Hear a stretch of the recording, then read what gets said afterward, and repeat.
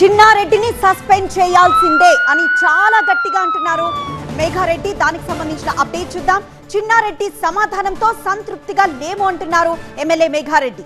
చిన్నారెడ్డిపై ఆధారాలను PCC ఏఐసిసికి అందించామన్నారు. BRS నేతలతో Chinna Reddy touch లో ఉన్నారంటున్నారు.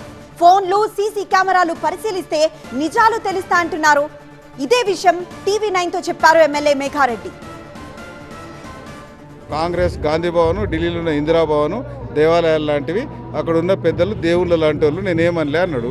మరి అంతకుముందు కాంగ్రెస్ దేవాలయము పెద్దలు దేవుళ్ళు 9 సార్లు బీఫామ్ ఇచ్చి మళ్ళీ క్యాబినెట్ ర్యాంక్ ఇచ్చిన కాంగ్రెస్ పార్టీ మీద అనుచిత వ్యాఖ్యలు చేసిన ఆడియో క్లిప్పులు, వీడియో క్లిప్పులు మొత్తం ప్రూఫ్స్ అన్ని ఇచ్చున్నాము.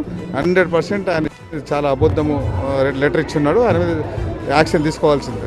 నేను ఛాలెంజ్ చేస్తున్నా. వనపర్తిలో రాజు చౌక్ ఉంటుంది, ఇందిరా చౌక్ ఉంటుంది.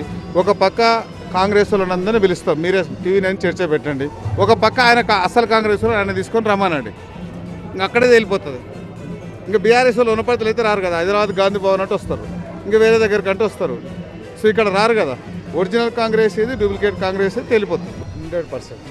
నేను చెప్తున్నా, ఆయన ఫోను ఇప్పటిదాకా నేను చెప్పిన కదా, ఆయన ఫోను, ఆయన PA phone, Niranjan Reddy phone, ఆయన పిఏ ఫోను, మొత్తం డీటెయిల్స్ తీసుకుందాం. నేను కంప్లైంట్ ఇస్తాను. నా ఫోన్ తీసుకోండి. నేను ఒక్కరికి వండుకున్న బీఆర్ఎస్కి నా ఫోన్ వచ్చిందంటే నేను ఏం దానికి రెడీగా ఉన్నా. వాళ్ళిద్దరు ఫోన్లు చేయాలి. నెంబర్ 1 సీసీ కెమెరాలు చెక్ చేయాలి. వనపడితే ఆయన ఇంటికి బీఆర్ఎస్ వాళ్ళు వస్తున్నా, కాంగ్రెస్ వాళ్ళు వస్తున్నారు.